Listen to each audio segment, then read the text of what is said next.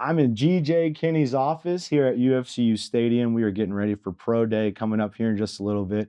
We're surrounded by construction as things are Yeah. moving up and on for Texas State. So much change going on here. Before we get to this Pro Day and talking about spring practice, tell me about these changes, what this place is going Yeah. through. It's been crazy, really. Even when it started, I mean, you're getting ready for meetings. You got team meetings, and you're constantly trying to move things around because you got construction in this room. Then the next month is in another room. You're watching film, getting ready for a game, and it's it's like it's a problem, but it's a great problem to have. I mean, the new weight room is unbelievable. Coach Youth and Bo T got in there and built us a beautiful weight room, and it just helps us maximize our time. The resources now that the guys have compared to when I got here are completely different. We got a new team room coming in. Just all the changes downstairs. I mean, it's going to be a real first class facility, and we've needed it. That was probably the one thing when I got here. Not the one thing. One of the things when I got here that like we have to get better, and we have to continue to push the envelope, and we have, and it's getting there for sure. It's a lot of changes going Yeah. around, especially on the field, coming off of 2 bowl wins for this program after not having any, 2 consecutive the last offseason. Going into year 3, last year I remember we were asking you, we haven't seen you year 2 as the head coach. Now Yeah. you're going into year 3. What are some of the new obstacles that you're facing that you hadn't seen before? Um, I think just the landscape of college football is changing so much. It almost feels like year one again. It's like year one, you have your team, and you're trying to figure it out, and you're heavy in the portal, and you're figuring who's going to be here, who's not going to be here. Year two, it's like we did have some changes, but okay, these are our kind of group of guys. And I think with the departing seniors that'll take place in Pro Day, and then combine that with the portal guys that we lost, either P4 or even some talented guys to the G5 level. We just have so many new faces, and you're starting over again. Now you still have your Bo Sparks and your Chris Dons and guys that have been here, Dorian Strong, some guys that have been here and been staples of this program for a little bit. But I mean, we just have so many new faces. It's very similar in my mind almost to year one. We're learning how to practice. This is how we take the field. We sprint on and off the field, and I think maybe too for me, I'm constantly learning, and maybe we need that. We have new faces, coaching wise too. It's kind of it's been refreshing for me to coach the coaches, and because our staff last year, we've been together for 2 years, and maybe some things playing and coaching I wasn't as sharp on, or some of the other coaches weren't sharp on, because it was, hey, this is our team again, year two, or now we're starting over again. So I think that's been refreshing. The details, the small details, the discipline, and all that. Like that's been refreshing to be around, and so I would say that's probably the biggest change is year 1 to 2, and now it's almost kind of we're not going back, but we're restarting a little bit. Yeah, it's also something different is dealing with the noise, like you just heard with Oh, all the exactly construction, right. the sounds of progress. For sure. You powered through it like it didn't even happen. Yeah, for you can sure. tell But you're that used to is it. like, hey, when yeah, exactly right. I don't notice anymore, but sometimes when you're watching film in there, you're getting ready for the game, and it feels like a crane's about to come through the door. It's a little different. I think it gets you a little game ready. You're ready for the Yeah, game, for sure. noises, Yeah, and all you'll be that able to atmosphere. focus. Exactly. Talking about how it feels like year 1 again, because there is a lot of changes. There's even the court case coming up for the NCAA where it Yeah. seems like revenue sharing is Yeah. going to be an option for sure. programs, and we've seen Don Coryell Yeah. put it out saying Texas State plans to do revenue Oh, yeah. sharing.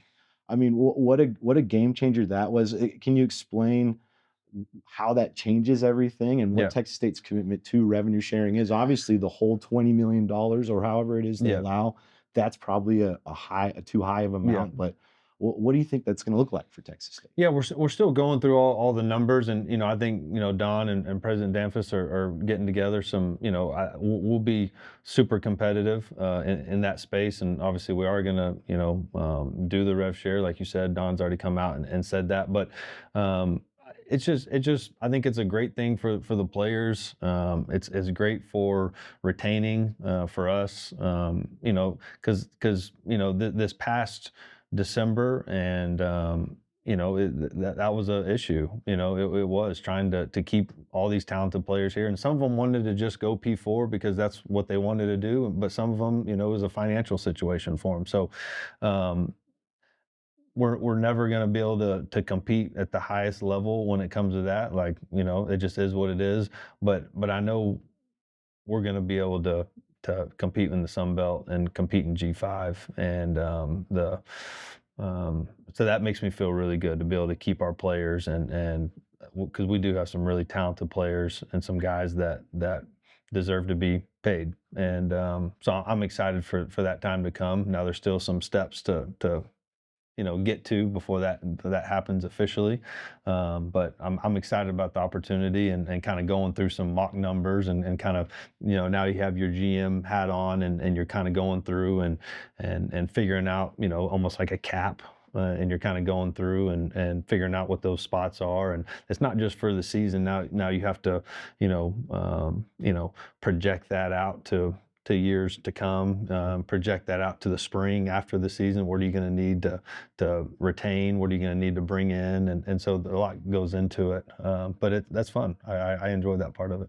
Yeah, the retention aspect of it, being able to keep players in house. You Yeah, think not even really keeping them from P4s, but keeping them from other yeah, G5s. That's for what you're sure. anticipating is Texas State being Exactly. able to compete more so at that level, even if For they sure. can't compete at the big one, For they sure. can be amongst the G5. For sure. And look, the kids, they love it here. They love San Marcos. They love Texas State. We just need to be able to compete. That's the biggest thing, and that's what I've asked, administration. We just need to be able to compete, and we're going to be on track to be able to do that. We're here at Pro Day, so I guess we should talk about some of these players because Yeah. there's some great ones, some that really were a big part of those two bowl wins that we were talking about earlier. Right off the bat, we have Nash Jones, Joey Hobart, two players have been here your first 2 years. Nash Jones was with you at Incarnate Word and Yeah. everything. We'll start with Nash. Just where, let's talk about what he's meant. Staying with this program, there's a time he could have left for a bigger program, but he decided to stay Yeah. and be here. Just talk about what he's meant. Yeah, Nash is just a special person first and foremost. Just his family background and starting off in Incarnate Word and really turning down bigger offers then to go to Incarnate Word and being a starter since his freshman year and he's just extremely intelligent, super strong. No ego, selfless, great leader, brings the juice every day. Um, just very consistent. And I think that's one thing when you're talking about playing at the next level is that consistency factor. You can't be like this in the NFL. You're just not going to make it. So I think that consistency and his values, off the field are going to really help him when he gets to the next level. And I know he has the talent, and I'm really excited to see him today at Pro Day, be able to showcase those abilities to the scouts. I know he's had some pre-draft visits. I know we went up to the Broncos and did a pre-draft visit up there, which is a huge deal.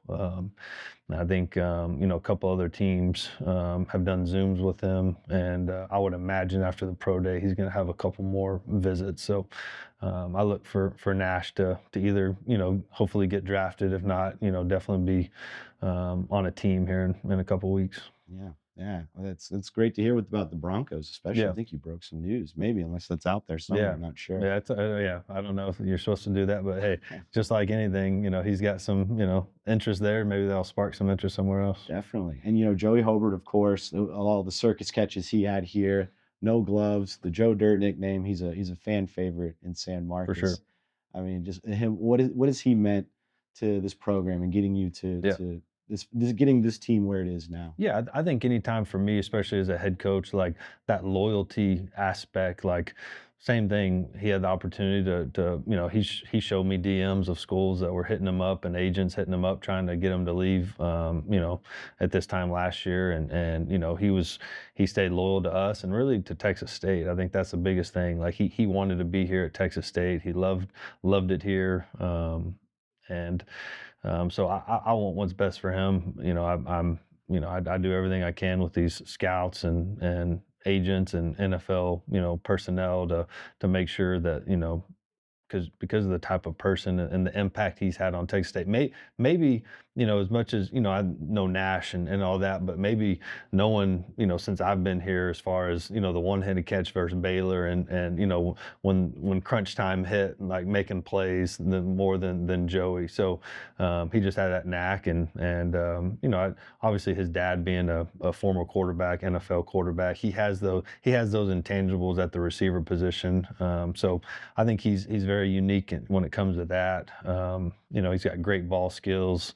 He can, bring special teams value. That's one thing that, maybe not a lot of the outside worlds. I think he blocked 2 or 3 punts as a true freshman at Washington State, and then obviously he can return punts. I think he's one of those guys. I always tell the scouts, I really believe he's probably the one guy on offense from this past year. Like he could have started on defense. Like if we could have thrown him at safety or the star position, and he could have started on defense. He just has that type of mentality and ability. So, it just takes one NFL team, one of the 32, to fall in love with you and take you. You don't have to have all of them like you, so it just takes one. So I'm just hoping one of those teams falls in love with him and gives him an opportunity. Because I think if he gets an opportunity, I know he'll make the most of it.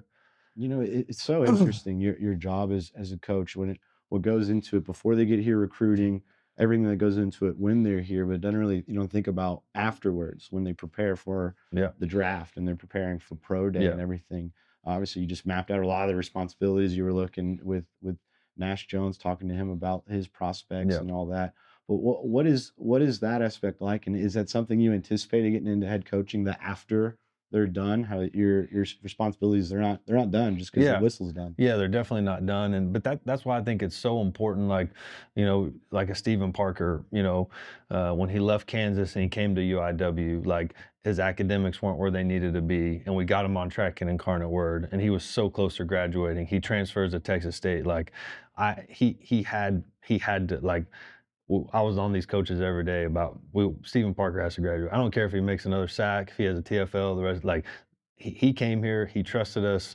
He's going to graduate, and it turned out that he hurt himself this season. He got injured, his senior year, probably the worst timing for his opportunities that could happen. But now he has that degree to fall back on, and they can't take that away from him. But he's another guy that I think, if given an opportunity, once he gets healthy, that he has another real chance to go make an impact and have the opportunity to make a team. Now he just has to get healthy and control what he can control, and hopefully a team, same thing, falls in love with him and gives him the time and the ability to get healthy. Yeah, Stephen Parker, I'm glad you brought him up because we just a small sample size here at Texas State, but Yeah. he made a really big impact. For sure. All-American at Incarnate Word, Yeah. FCS All-American. I mean, he's somebody that could have a really good chance. How healthy is he? Have you gotten to talk with him? Or what's it I gonna don't look know like? exactly what he'll do today. So we'll kind of see what that looks like. I don't know exactly what that looks like. I'm sure he'll do the bench press. Obviously, it was a lower body injury, so he'll do bench press. I don't know if he's ready to do the running portion or drills or anything like that, but he'll interview with the teams and talk to them. And I could see him having some interviews and meetings set up with teams before the draft, and maybe doing some medical checks. That's another thing that's big this time of the year is the medical check on the players, and make sure where they line up. Are they on track to be ready for a certain period of time? And getting players to the NFL, getting them to the next level, how important is that as a coach? What does that do Yeah. for you, recruiting, just No, everything it's about it? huge. It's huge, and we're constantly recruiting guys that we feel that can make it at the next level. Obviously, it's our job to win football games. It's not to get them necessarily to the NFL, but I take pride in that. I want guys to have an opportunity now that we're, just completed year 2, and I think we'll continue to have more and more guys get drafted, more and more guys get undrafted free agents opportunities, because look, the NFL is a measurables league. You can have the stats, you can have that, but if you don't fit in the certain box that they want, it's hard to break through and make it. So, that's what I told the scouts today. Like, this is not the Texas State of years ago. Like, we're always going to have guys. You can count on coming here every year and having 2 or 3 guys that have the opportunity to go play at the next level. So, I think the scouts see that more and more. You'll see more scouts this year than they were last year, and that trend will just continue. As we're here and we build this thing the way we want to, and so.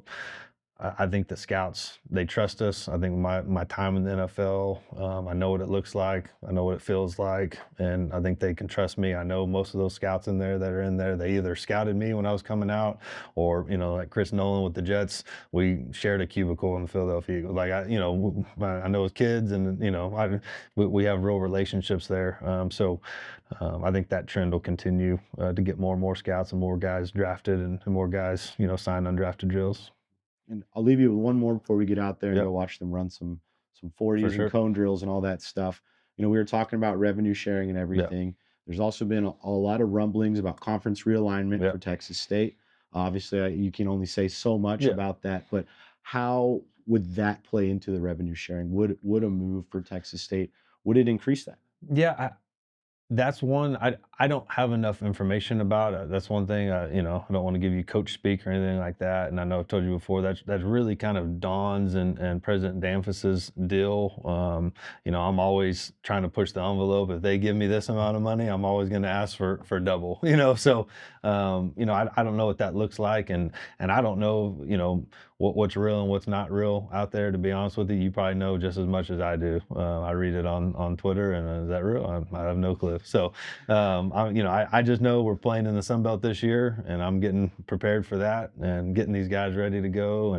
And we've had a couple really good spring practices. Like I said, we are kind of starting over and teaching these guys how to practice. We have a lot of new faces, and kind of seeing the strengths and weaknesses, because your scheme, in my opinion, you have your base schemes, in all 3 phases, but it's personnel driven. So we have to figure out really what that's going to look like. And obviously you have the spring portal coming up, and obviously, we'll sign some guys in the spring portal, and there'll be some guys that are here that aren't fits for whatever reason, that won't be here, after the spring portal. So we're constantly, doing personnel meetings and figuring out what that looks like. And I do know we got some really good kids that are hungry to go be great, and I think that's been good to see. We got a chip on our shoulder, and we're hungry this year. Now we'll see if that results in any more wins. I don't know, but I know we're doing it the right way. Well, Coach, we'll have plenty of opportunities to talk to you about spring practice Yep. and the quarterback competition there. So Oh we'll yeah. spell you there so we All can right, let the there you go. pro day. But thanks for inviting us to your office, For GJ sure. Kenny. Really appreciate you. For sure. Appreciate you.